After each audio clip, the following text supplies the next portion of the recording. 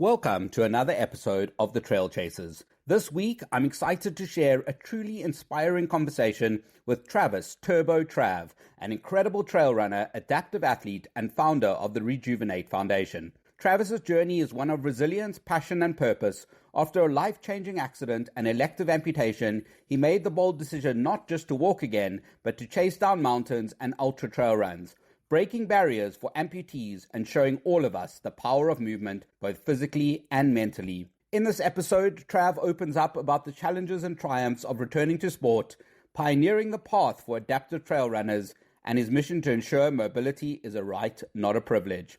Travis, welcome to the Trail Chasers. Thanks, man. And I'm so glad we delayed it because now we get to do it in person.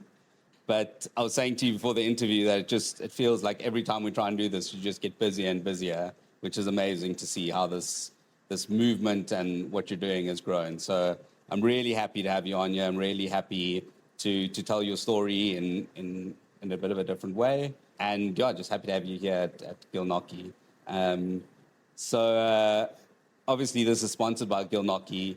And what I want to ask you is, and you don't have to give me now, you can think about it through the interview, if you had two words on the back of your socks, more for the person behind you, what would those two words say, Yeah. And maybe even if you have one word, I'm not sure, how it works. But two words, you can think it through the interview and tell me at the end. Cool. Yeah, I'll have a think. Amazing. So, if you sit here and think back through your life, what have been the most pivotal moments of that journey? When, first thing that kind of comes to mind, not only on your running journey, but just through your life. I've just always been super active. Obviously, I had the accident a few years ago, and I think what changed a lot for me in my life was when I just couldn't move. So the one day I just got cut full, and I said I need to change things up. And looking back now, it was the best decision I've made. Yeah. I was hungry for movement and hungry to be active again. And I haven't really stopped ever since. And when was the moment that you kind of realized you can actually move or actually be active, even though you had the accident and you had your leg amputated? It was probably before I even got my leg on. I made the decision before I even had the amputation that I was going to be active. So I think just with that in the back of my mind, throughout all the recovery and rehabilitation I went through, I just knew this was the end goal. And, I think if you visualize things long enough, they eventually plays out. And, what you believe you'll achieve eventually. Yeah. And if you had a business card for your life, what would it say underneath your name? Jeepers. Does too much.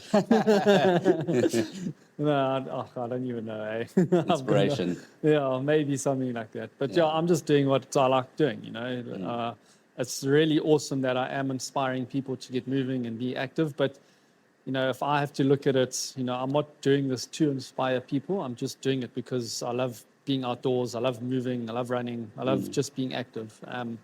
And, the byproduct of that is inspiring people. That's amazing. I'm going to keep doing what I'm doing.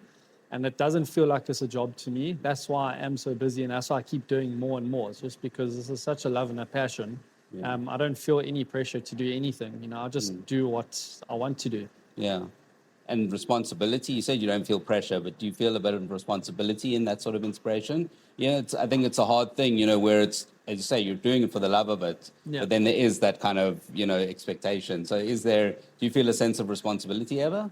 Yeah, obviously you have to uphold and uplift the Turbo Trev brand. But when it comes to events, I don't feel pressure. I feel pressure, when it comes to I can't go out and get drunk with mates and act like a fool, But I've never, I do that sometimes in confined moments and areas. But, there is, when people are looking at you all the time, you can't act like an idiot. But, when it comes to the races and having to perform and, I just do these things because I love it. And if there's, a moment where I feel like I might be risking my health, I don't mind pulling out. It's not like I'll go kill myself doing these things. So from that perspective, there's no pressure. But I guess, when everyone's looking at you, you have to behave sometimes. But it's not like I'm going, out my way to do that. Yeah. And if you had to tell like one story of something that kind of happened to you recently that kind of captures everything you do, or you were like in that moment, you're like, this is kind of why I do what I do. Do you have any of those kind of stories?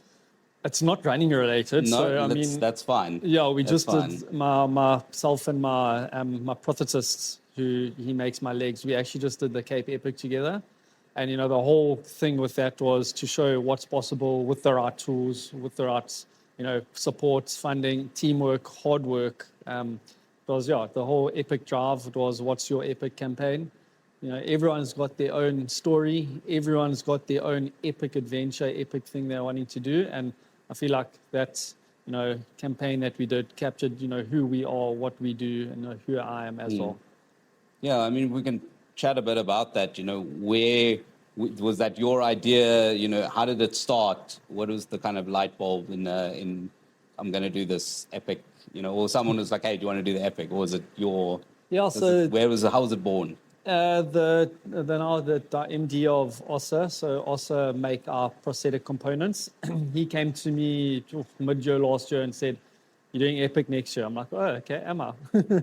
And it just eventually played out. So the idea was to get 3 teams of people with disabilities to support 3 charities. So there was Rejuvenate, Samele, and Jumping Kids, and the aim and the goal was just to prove, what's possible if you have the right tools, as in the OSA products, and, what's possible if you have the right backing. So we were able to run a bit of a campaign where we raise money for each individual charity, and then, just, did put in the hard work, did a lot of stuff. The guys from OSA, Aramex worked super hard to make it all happen, because it's not a cheap... I imagine. I mean, cycling's not cheap as it is. No. Cape Epic's not cheap as it is. No. And then adding... Yeah, so, they did so much for us to get us into the spotlight of a different sport. It was really cool cycling. I really missed my trail running, though. So quite happy to be back training for the trails now. Yeah. And was that the first time you kind of cycled? So it was my second cycling race on my leg. Okay, So sure. I did a 60K a couple of weeks before, and then did the Epic. Yeah. And do you feel like it's for you, you can kind of take on any challenge? Is it because it's a mental thing, or is it, and then it's just about kind of getting the physical, getting it right, but your mind is so strong that any challenge is kind of possible for you? Yeah, but I feel like that's for everyone. If anyone puts their mind to, whatever you're doing, you'll eventually get there. So, I feel like anything is possible. Obviously, I can't grow a leg back. Yeah. Like, that's not possible as much as I dream of it. But, if, any activities or, whatever it is, working, anything, it's all possible. And what has the reaction been like post kind of Epic from, the media, from people, from, across the board? It's been good. You're also just reaching a different clientele and different bunch of people. The Epic was so nice because it's just a lot less impactful on my stump. Firstly, body doesn't take a huge beating, and it's tough at the same time. It really is super tough, that race. I'll never say it's easy. But the people we reached, the new connections we made, it's been great. I mean, apparently we're doing it next year. Amazing. Yeah. Incredible. And, if you think of your running, journey post-amputation, what is one thing, if there's more, that running has given you that's not related to the running? Yeah, it's just given me a appreciation for the outdoors. Never before, amputation, I met my now wife, and we started going for a few hikes and that, and I never really didn't really appreciate South Africa. We've got such beautiful places, and people always want to go holidaying abroad, and I'm like, you just need to explore South Africa. There are insanely beautiful places here, and they're right at our doorstep. So I just appreciate being outside, enjoying going to, or the running takes me to really cool places. Yeah. But it just makes you appreciate, how beautiful this country really is. Yeah.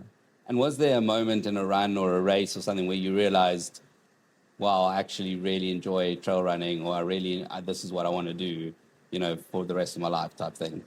Yes, I feel like the races I do, it goes from that to absolutely hating it. Yeah. But yeah, go through so many ups and downs, and these longer races, you always get this like sense of it's an overwhelming feeling because it's just so crazy out there and it's so beautiful, yet you're so tired. And when you get to a certain point, you sometimes you get to look up and see what we have. Yeah. But yeah, it's just beautiful. That finish line is then it's like, cool, what's next? Yeah. Sometimes you don't get to them though. I mean that's also been so amazing to just see, like you pushing through but yeah, how do you kind of make that decision in those moments to kind of quit or carry on, and then when you do decide to carry on, what's driving you? Yeah, so I mean, I don't like quitting. Like, I really, really hate pulling out of a race. That's why UTD 100 miler is like, I think I'm going to have to get that next year or the year after.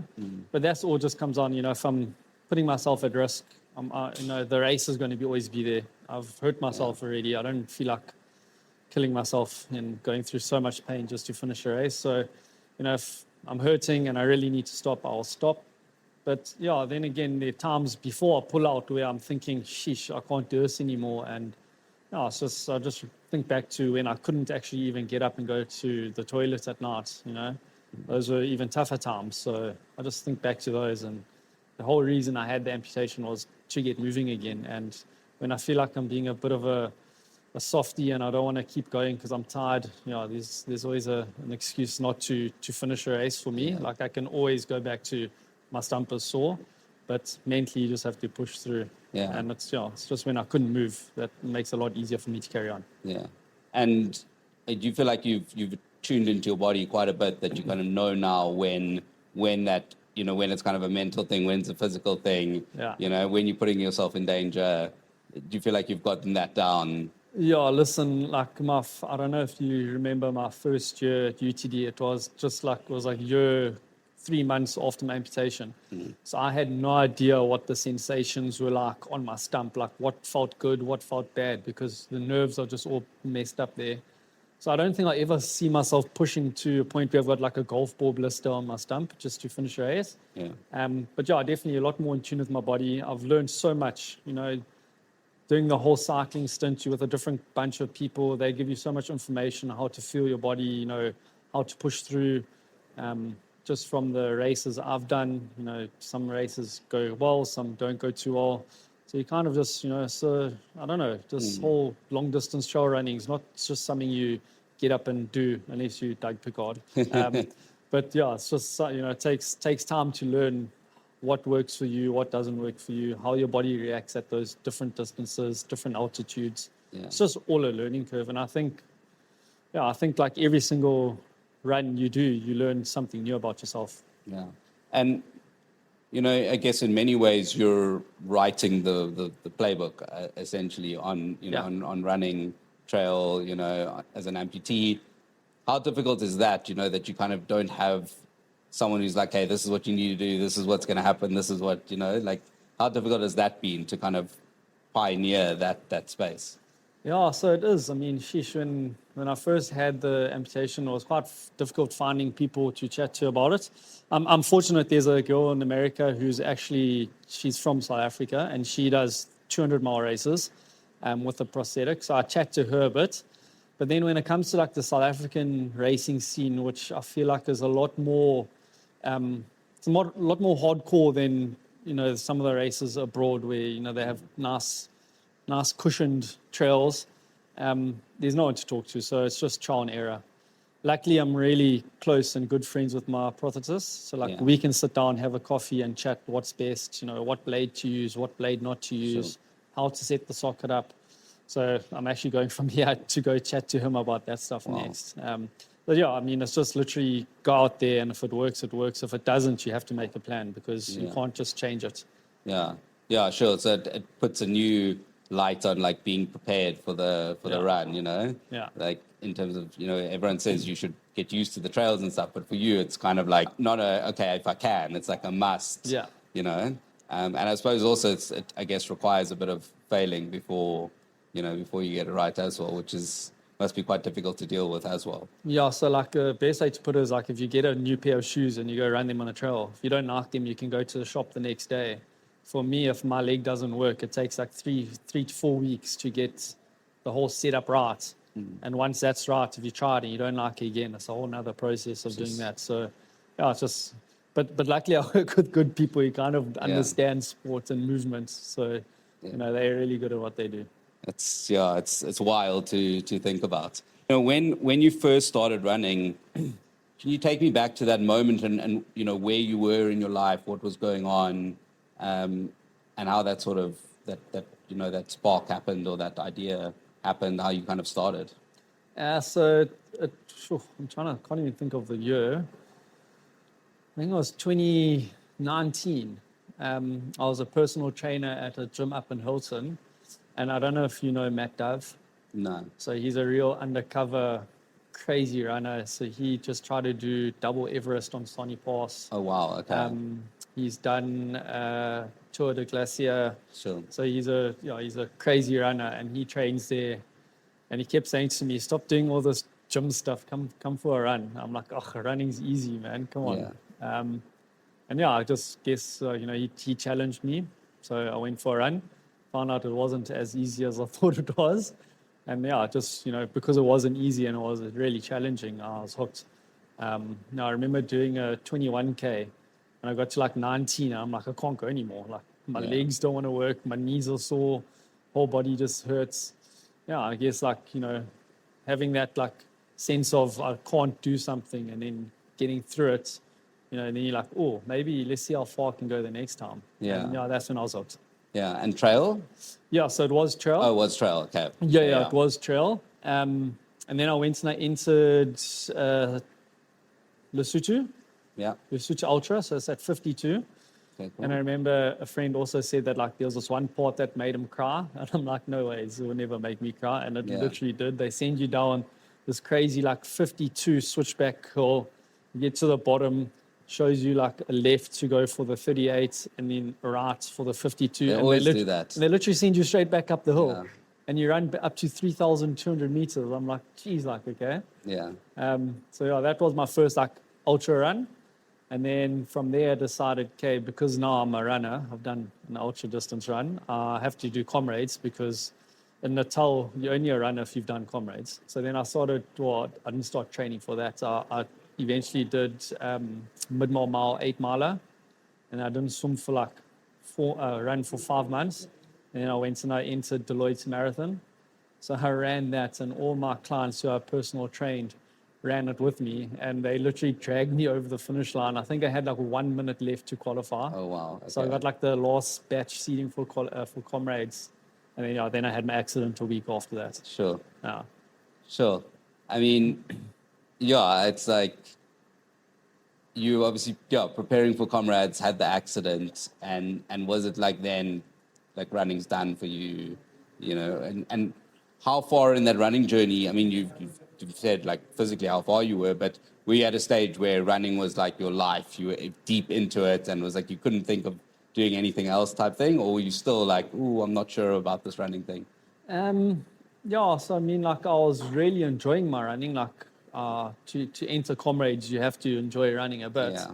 But it wasn't like everything for me. I was still riding my motorbike at the time, still racing a little bit, still swimming. You know, like running is my go-to sport. I love running because of the simplicity, but how hard it is. But I still swim. I still ride bicycles now.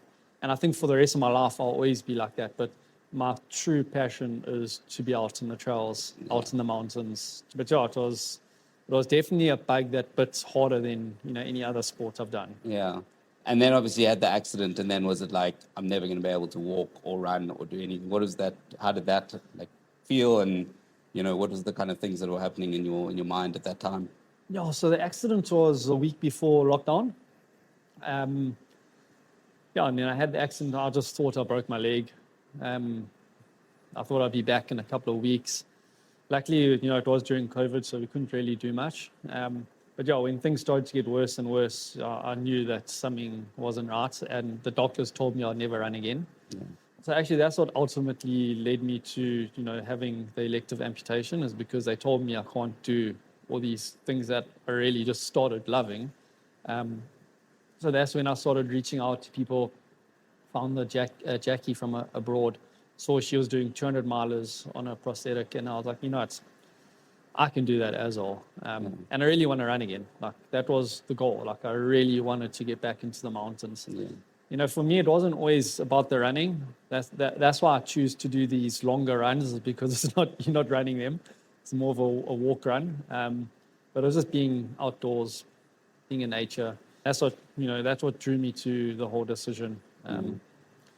And post the accident and the amputation, was there doubts about whether this was actually possible, and when did those doubts kind of go away, or are they still very much you're still doubting yourself? Yeah, no, there were big doubts. I mean, sheesh, I remember waking up and off the amputation, like whipping the blanket off, and like shit, I can't go back now. Yeah, I mean, obviously in my head I knew I wanted to run again, but you never know, because these things are so uncertain. You can end up having extreme phantom pain. There's so many complications, but for me, I just made sure that I put myself in the best position possible for the position that I was in. So completely cleaned my diet up, no drinking, hyperbaric chamber. I did everything I possibly could to make the outcome the best it could be. And I mean, there's still doubts. I mean, I go to a race and I don't know what's going to happen. I don't know if my leg's going to play up, because it still does. It's not easy for me to run. It's really difficult and something you're always working on. But again, I'm just lucky I can put my leg on and go for a 5K run. Yeah. It's not always about doing these big, crazy events, like just getting outside and doing a jog, whether it's with your family, daughter, whoever. It's just getting outside. That's a blessing, Yeah. And how much of the work has been physical and how much of it has been mental? I find it's both. You have to physically and mentally be ready for these things. But also it just depends what, some people are finding themselves, they're stuck and they can't go for a 5K run.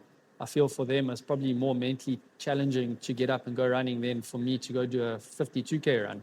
So it's all relevant. Yeah. And your first race post-amputation, what was that? How did that go?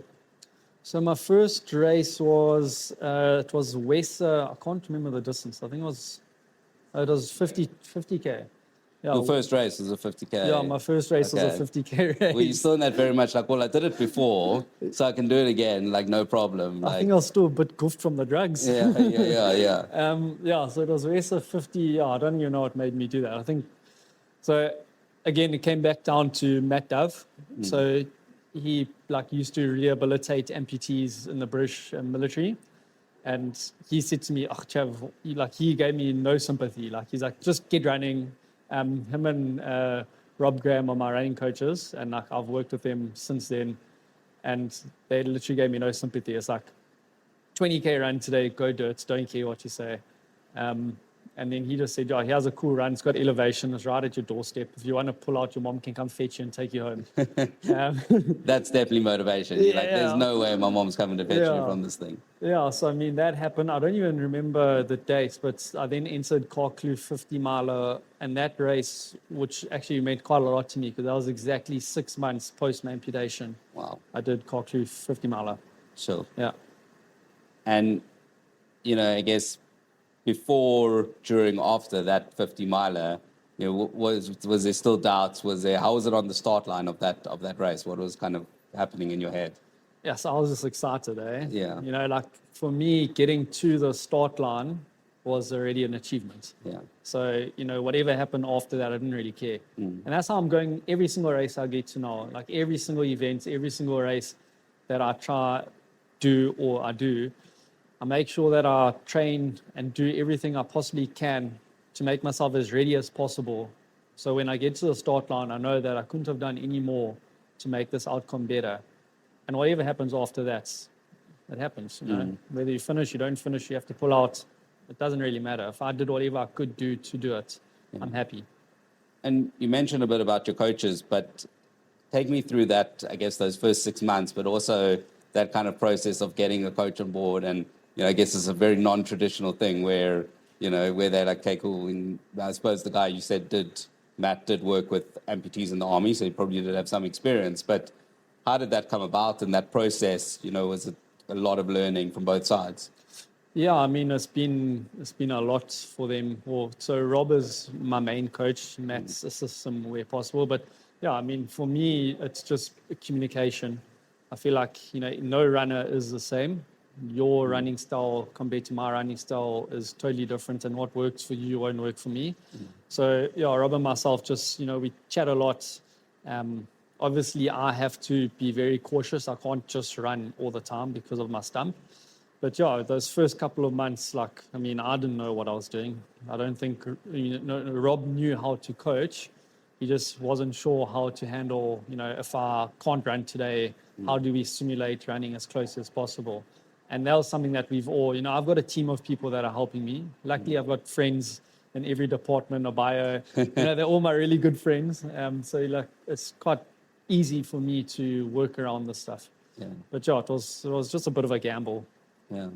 And, you did chat about the races and the moments, but do you remember any kind of specific moment where you felt that kind of sense of achievement post-amputation, that you were like, you really wanted to become a runner again or go into trail running again, and you finally are there, you finally can do this thing, carry on doing it? Yeah, so actually the first day I put my leg on, which was 2 weeks after my amputation, I walked out the rooms with my new leg, and I'm like, flip, this feels so good. I'm definitely, this is already awesome. I'm going to be running. I knew it. I knew when I put my leg on and I walked up and down the rooms there, I knew I was going to start running again. Yeah. And yeah, every race that I finish is, I get that same, that same good feeling, because everything's different. Every race has its own challenges and that, and overcoming these things is cool. And I don't feel like I'm achieving things because I'm an amputee. That's got nothing to do with it. I'm just really out there doing these things and challenging myself because of who I am. And I would have done it regardless of the outcome. Yeah. Do you think that that's kind of been, especially in that sort of first few weeks in the recovery and things like that, has been a lot more motivating in terms of getting you recovered, getting you back to running, making that kind of initial decision to be like, okay, that's it. I'm gonna get back to a trail race. I'm gonna do this. It's just gonna be whatever I have to do it. Was that kind of a lot easier than, I guess, some people who, what am I gonna do with my life now type thing? Did that aid the recovery process? Yeah, but also like I said, I made the decision before the amputation that I'm gonna run again. So when I woke up and after the amputation, I was going to try. What do I need to do? Yeah. Regardless, I was going to try. I knew I did this because I wanted to run. So, if it didn't work, then we would have gone back to the drawing board and reassess things. But for me, I'm lucky it did work. But I mean, lucky is not the right word, because I put in a lot of hard. I've worked super hard for where I'm at now. And it started back before the amputation. Yeah. And if you think back now to, I guess, the runner or the person you were, before the accident and the person you are now, do you ever kind of reflect on that, who you were then and who you are now, and what's kind of changed? Yeah, Flip, I was wild, eh? I was a 120% kind of guy. Yeah. I mean, I guess I still am, just kind of focus my energy into better places now. And yeah, definitely a lot has changed since the amputation. Now, this journey that I'm on, I'm busy riding this wave. I'm on a real good wave at this moment. And I feel like at this very time that there's nothing stopping me doing what I want to do. And if I didn't have this situation that I've got myself into, I wouldn't be where I am today. So yeah, it's been good. For something going so bad, it actually went really well. Yeah. Yeah. And yeah, I mean, how do you have those kind of moments, as you say, where it went, you're like, oh, this was the best thing I ever did, and then other moments where you're like, why did I even do that? And how do you kind of deal with the swing of those moments? Yeah, I know. I mean, that happens all the time, eh? Yeah. Some days I can't wear my leg. So, being back on crutches, legless, kicks in the back. When I've got my leg on, I don't consider myself disabled. But when the leg's off, you definitely are disabled. And yeah, I mean, sheesh. I still look back and think, I wish I did have two legs, but I don't. So I try not to think about it too much. Yeah. But yeah, I mean, it's not easy. There are a lot of times when things just don't work out for me. They don't go the way I want them to go, because I am quite like a OCD kind of guy where I want things structured. I want them to go a certain way. And if they don't, that's been the hardest thing for me, is just to, I think that's also why I said to you, I don't really feel pressure going to these races, because anything can happen. And if I put all this pressure on to get a silver comrades and I get to the race and I'm sprinting and I'm on time and my stump plays up, then it's even more of a disappointment. So yeah, it's just how it goes. I have a good day like everyone else, have a bad day like everyone else. I just feel like when the leg's off, it's not the greatest. And has trail running helped with those moments, in terms of just the resilience, in terms of dealing with it? And have you noticed a kind of change, I guess, from before? That trail running's kind of taught you those lessons to get you through those days? Yeah, I mean, trail running is a good, especially like the 100 milers. I feel like a 100-mile race is like life compressed into 160 kilometers. You have your ups, your downs, you're happy, you're sad, you cry, you laugh, you eat. Maybe if you, as slow as me, you sleep. But yeah, I feel like running's taught me a lot. It teaches you, who you really are. It teaches you to persevere, and to work hard. And when you are having a bad time, because I mean, everyone knows when you're running, you'll feel like you're on cloud nine, and then 2 kilometers down the road, you don't feel like you can take another step. And if you work through those bad times, it always does pick up again. What I've learned is, if you don't have the bad days, you'll never appreciate the good ones. Yeah. So on a bad day, you just got to or on a bad kilometer or bad 10Ks, you got to know. Bad 100Ks. Yeah, hopefully not a bad 100, but you just got to know that the good times are coming, and you will feel good again. Yeah. Eat. Yeah. That's it. When was the first time you were like, I want to do a 100 miler? Or was that also from the beginning? You were like, I want to do a 100 miler? Or was that, when was that first time that you were like, actually, let me rephrase this. When was the first time you were like, I want to do a 100 miler? But when was the first time you were like, okay, I can do a 100 miler? So I never thought about doing a 100 miler. And then when I entered Karkloo 50 miler, like I was shitting myself for that. Yeah. And then I finished the race in like, what was it? It was a crazy amount of time. Like I literally walked the whole thing. And I woke up the next day, I'm like, I'm not even stiff. Yeah. I'm like, okay, well, maybe I should do a 100 miler. And then that's when I decided, like 2 days after 50 mile, I'm doing UTD 100 miler. Yeah. So, I mean, that was, 14 months post-amputation. Sure. Yeah. What is that process like, getting ready for that 100 miler? UTD is brutal, sheesh. Especially 160 kilometers, going into completely unknown territory. I mean, I was doing big training weeks, I was doing 160 Ks. So I remember it was super hot, and I don't know if you're familiar with the weather here in Natal. Well, so just over the last few days, I'm like, I never want to come back. Yeah, it's like January, February is like hot, humid, and just torture. So I had a 30, 20, 30. And I did the first 30, did my second 20, and then the third day, these are 3 days in a row, I had the 30 again.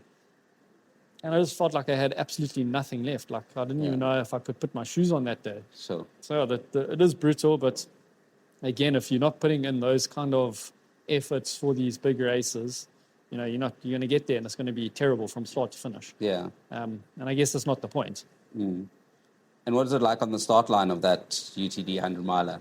Yeah, UTD is a special race, Did you do it before the amputation? No. No, I only did Lesotho Ultra before. Okay, so that was the only one, Yeah. I mean, you go up to Sani Pass pub, and there's only a handful of people doing that race, because it is one of the hardest 100 milers that we have. And you're like in Lesotho, 3,200 meters, it's flipping cold, there's a breeze, and they've got, I forgot what the song's called, but they play us one song at the start, and it's like literally just, it's a tearjerker. Like you're just standing and you're like, everyone's like sobbing around you, and very emotional. That race it's got a real special place in my heart. The things that I felt like I overcame, even though I haven't finished twice now, the things that I overcame during that race, I learned so much about myself.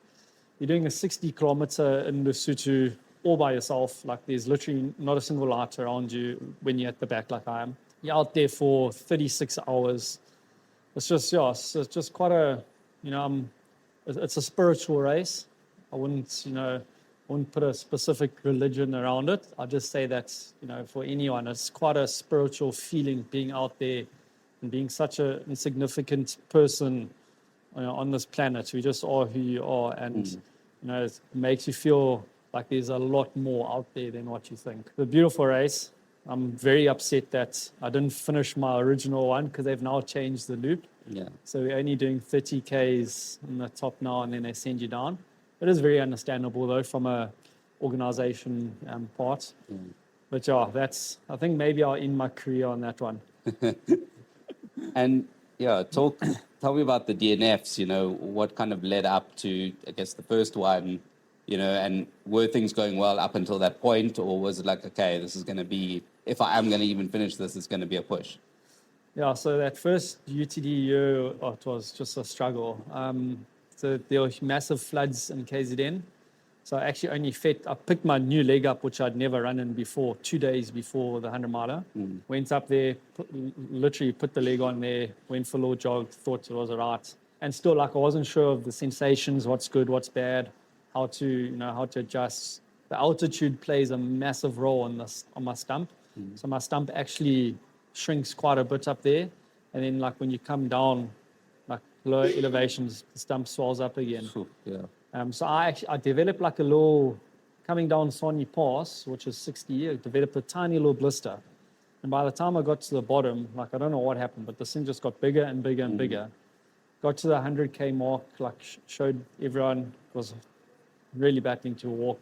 And then just, carried on to the 138. And when I got to 138, literally the whole bottom of my stump was a blister. And oh, wow.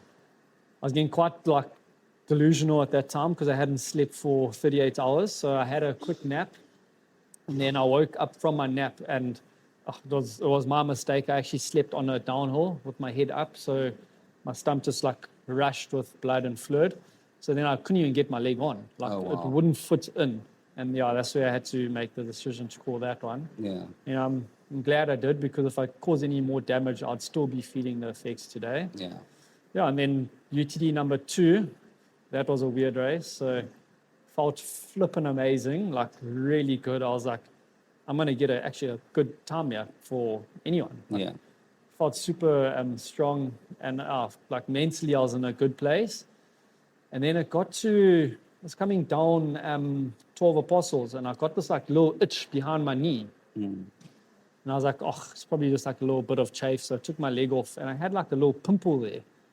So I was it's maybe an ingrown hair or something. Yeah. By the time I got to the bottom, this thing had grown, and the back of my leg had swollen so much. Yeah. Had another sleep there, and then I carried on, and I got to 120 Ks, and this thing had just got real ugly and septic. So I pulled out there because I, again, just couldn't get my leg on. And I woke up the next morning, and just both my legs were covered in these blisters. Yeah. Turns out I went to go visit a patient in the hospital, and I picked up some sort of hospital bug. Yeah. Which then, because of the broken skin behind my sockets, festered there. But I ended up in hospital for a week after that race. Oh, wow. Okay. So it wasn't too cool. Didn't tell too many people about that.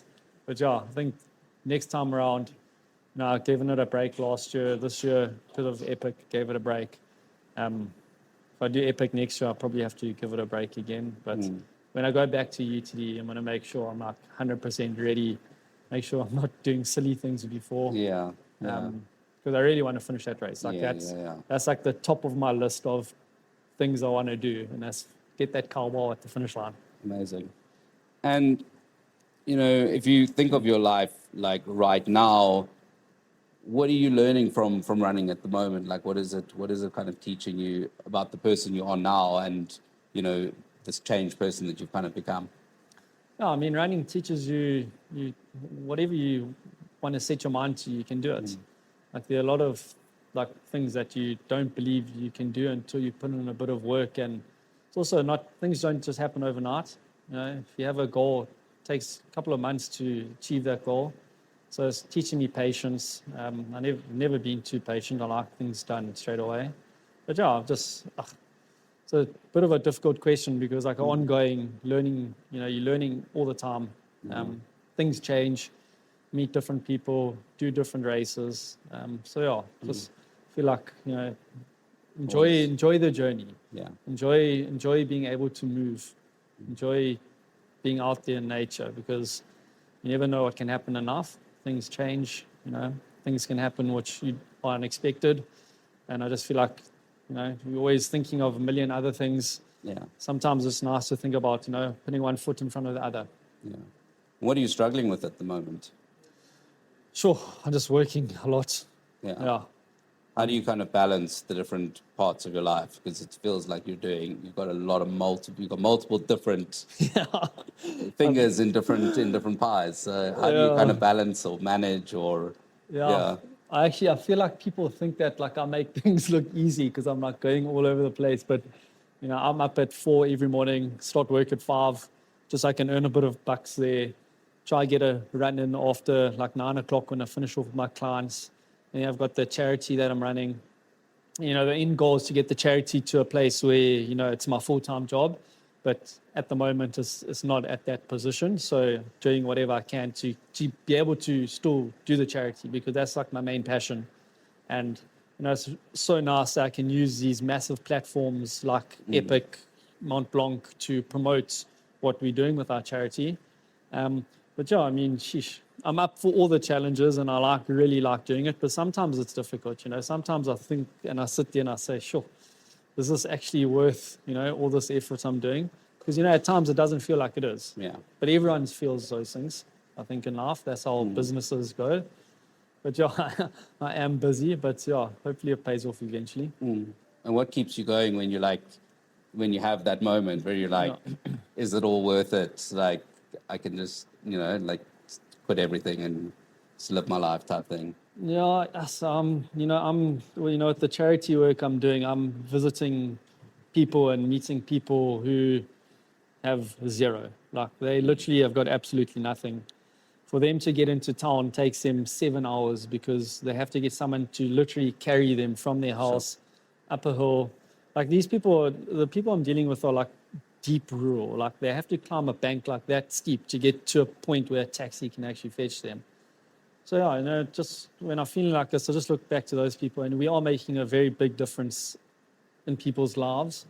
You know, we're not making a difference in thousands of people's lives, but prosthetics, wheelchairs are also expensive. So, you know, every bit that we can do for someone, you know, every opportunity we can set them up with, that's what, you know, that keeps me going. I love my job. Like I wouldn't be working like I am now if I didn't love it. I love helping people. I love showing people what is possible if you have the right tools. And I just love this journey I'm on at the moment. So even on the bad days, I just got to think, you know, I'm not doing this for me. I'm doing this for other people. And that's what kind of pulls me through. Yeah. And, you know, what is one thing you wish people knew about, you know, about amputation and about the kind of process you've been through, but also the challenges that people face, not only in general, but the challenges that people face in, as you say, like rural South Africa? There's no support there. Yeah, I mean, now it's changed up a bit because there are a few people fighting for, you know, our rights, but movement should be a right for everyone. I mean, we're living in South Africa. I can't see why it's not a right for everyone. And there are people out there that literally have nothing. I mean, it takes 3 years for some people to get a leg through government. I mean, when I first had my amputation, I got 23,000 Rand from a medical aid. And I mean, the leg I'm on costs 150,000 Rand. Sure. So, yeah, I mean, the gaps are huge. Just, it doesn't make sense to me that, you know, some things happen and other things don't. But we are making, you know, progress, and we are making things better. Yeah.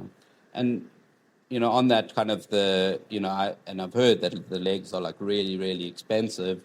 has there been movement towards making them more affordable, or is it just something that's like, because there's so many moving parts and so many things that go into it that it's just impossible to, bring the cost down?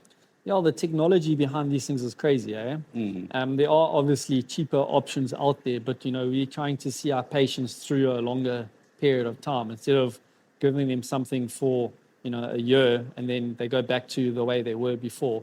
We'd rather spend a bit more providing quality components that last for a much longer period of time, so they have the independence and they have the ability to move for longer periods of time.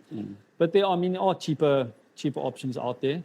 I think the exchange rates hurts us in this country, as everyone knows. So none of this stuff is manufactured in South Africa. It all comes from abroad. So I guess in the future there will be different ways and options, cheaper. But also, like with our non-profit Rejuvenate, we're setting things up now where we can maybe get second-hand parts donated from people in South Africa. So if people do have second-hand stuff, and when I say second-hand, it needs to be something that if someone gave it to you, you would be happy using it. And we're setting up those sort of processes now to help these people. Yeah. And, if you look at your role, obviously it's you're helping people, but you're also inspiring people. So have you had those moments of inspiration where you've had like maybe a young kid who's had a leg amputated, or could you have a favorite story that from that kind of inspirational point of view? Yeah, listen, Dean, we'll give a kid a leg, and yes, kids are amazing to work with, because you don't realize how people can adapt to new things until you see a kid on a new prosthetic leg.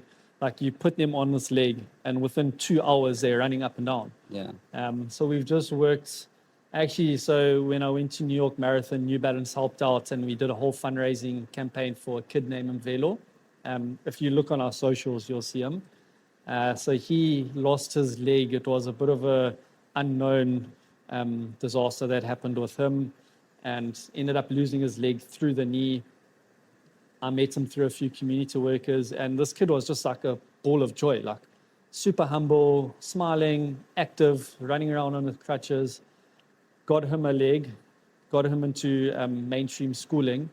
Every time I see him, he's just always so appreciative. He's not the kind of person that says thank you a million times, but when he gets up and walks, you can just see like his face glows. And I say to him, like, what do you want to do? And he says, I want to run now.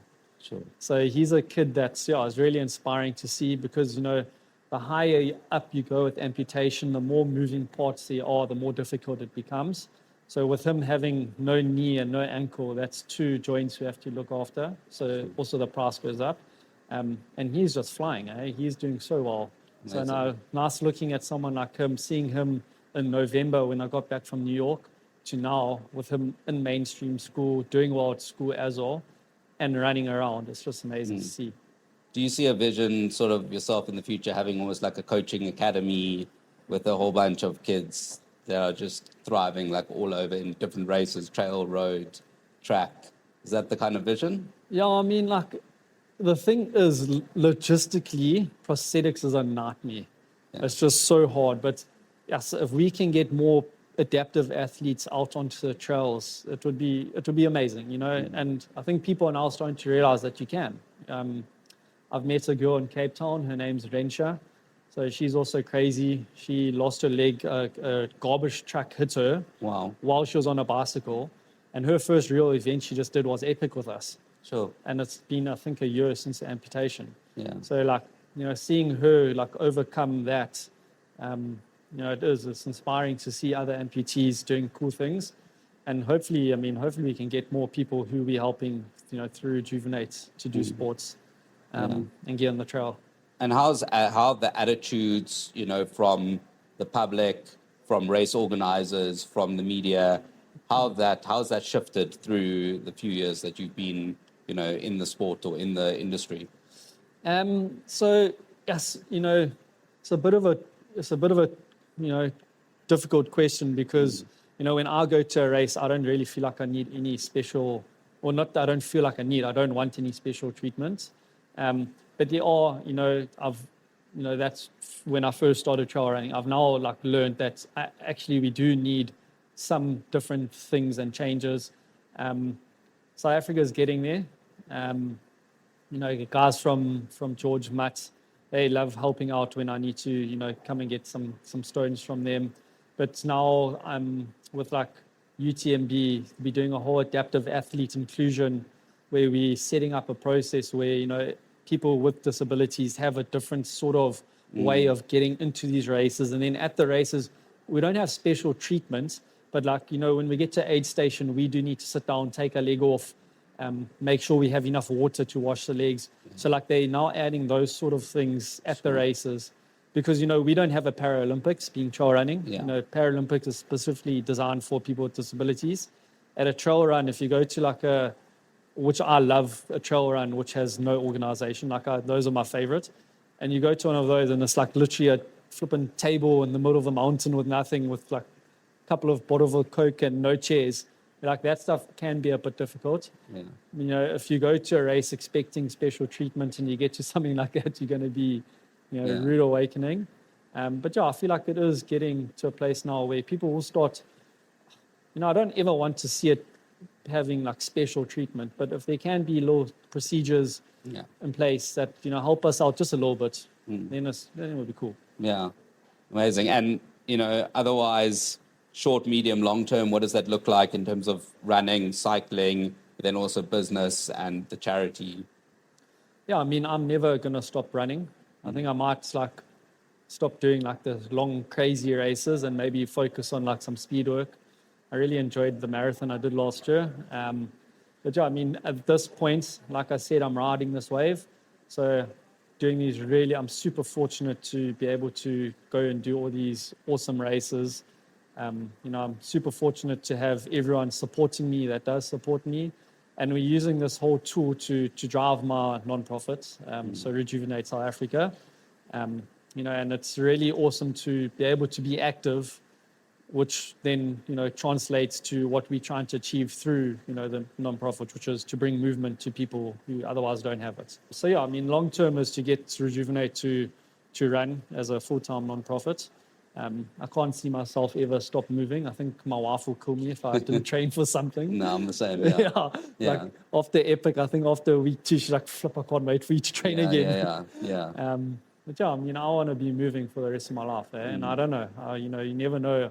If I look back 2 years ago, I never thought I'd be here chatting to you. It's awesome things are happening. Amazing. And you said that you're always going to be running. So what is that one thing that inspires you to kind of say that like no doubt you're going to be running for the rest of your life? What is the one thing that you're so certain of saying that? What is that? Yes, I just love running, Yeah. I just love it. Like I don't have any, I don't do all the stuff because I feel like I'm an adaptive athlete and I get all this limelight. I literally just love running, and everything has been a byproduct of my love for running. Yeah. And what inspires you to run? Yeah. Well, in your life, are there people? Is it things? Is it moments? Yeah, sure. I haven't really had time to think about much lately because I've been so busy. But just looking at flip, what inspires me?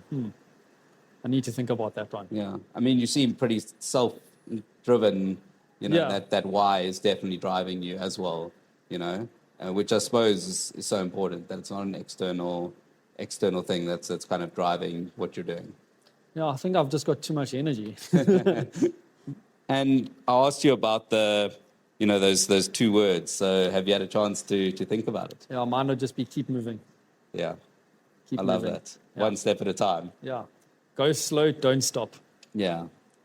And, in terms of advice, there's someone, I guess, starting to trail run, but even more so if there's someone, an amputee that's starting their journey, what's the advice? What's the golden nugget that you're kind of giving them? Yeah, it's just take it one step at a time, and don't expect big things to happen immediately. Everything is a building block. So literally start with a walk around the block. Yeah. Especially being an amputee, if there's going to be a whole bunch of sensations, aches and pains that you've never experienced in your life. Back pain, stump pain, it all comes with what we do, but there are ways around it. Keep moving, get in the gym. A lot of people don't know, but I spend a lot more time in the gym than I do actually running, just because of the biomechanics behind, having amputation, everything's a bit out of line. So running, is amazing. Gym work, 100% have to do it if you want to, and also run for long and move for long. Yeah. So that's a good thing. But yeah, we always say to people, start slow, take it one step at a time. It is a bit difficult when you're amputee, because a running blade is like a whole nother 150,000 Rand you have to spend. So can you not run on this leg? Well, luckily, so also have now brought out this foot, which I'm currently on now. So if you're not a high impact runner, like if you want to go for a hike or like a 5K run, this foot is perfect. So it is kind of it does all foot. But like if you want to get into like some real like marathons, speed work, it's not designed for that. Yeah. But you can go for a 5K. Yeah. And if people say, no, you can't do it, I say, well, I've run 30Ks in it. So you can. And, what are the resources that it's available? If I'm an amputee, want to get into running, is it a case of contacting you, or are there kind of resources now available that you've kind of pioneered? So no, actually, if you're an amputee, you're going to have a CPO. So you're going to have a leg guy. Yeah. And if you want to get into running, chat to your leg person, and also have these amazing events twice a year. So it's either Cape Town, Joburg, or Durban. And it's actually called a mobility clinic.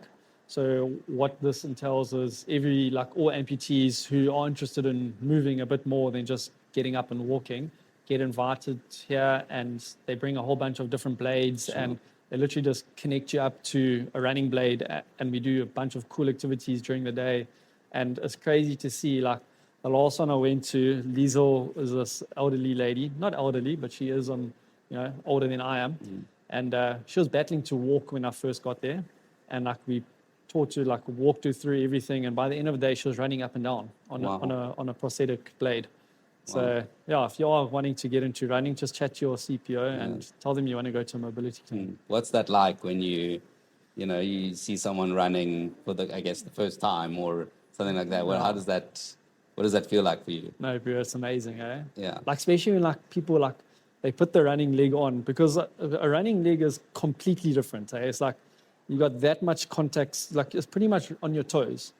And that blade, whatever you put into that blade, you get out. So like some people would take a big step on it and like bounces him up.